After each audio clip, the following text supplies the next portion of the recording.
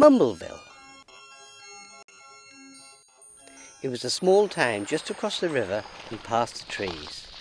Just a short time ago, a vicious illness came to the people of Mumbleville.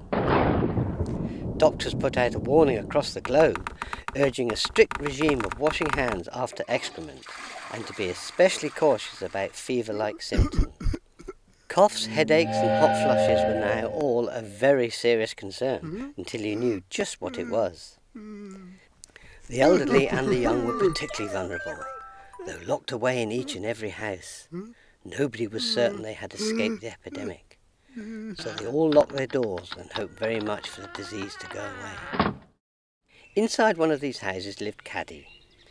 Kaddy was alone this evening, much like other evenings, when she turned on the news to discover the terrible reports. Kaddy went to sleep that night with an awful cracking in her mind. Was everyone going to get this pig flu? Did she have the illness too? Kaddy's dreams became sharp and square until she woke up with a temperature as high as the shelves. So she went to see Dr. Kibbard the very next morning. He had an ailing face that made Kaddy wonder whether he was as unwell as she. She told him about pig flu and the cough that had afflicted her the night before. After looking into her eyes with a small microscope, Dr. Kibbard gave Kaddy the all clear and an ounce of medicine for her headache. But when Kaddy got home and sipped her medicine to an afternoon spot of newslight, she noticed a lump on her hand, the shape of an olive and pit together. And so back to the doctor she rushed.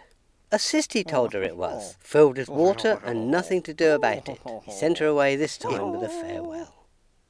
But it wasn't long before Kaddy was back to see Dr. Kibbard. In fact, it was 5 minutes.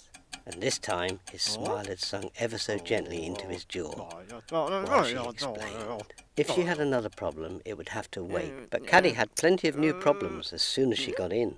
Her neck had broken out in a rash that began to throb and itch. Her teeth had started to feel weak, chattering in her skull. And a funny sensation Kaddy noticed when she went for a poo.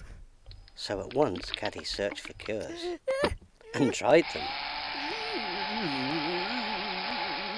Soon Kaddy could try no more. But then a funny thing happened. And Kaddy suddenly felt different. Kaddy no longer saw the bumps, or felt ill at all for that matter.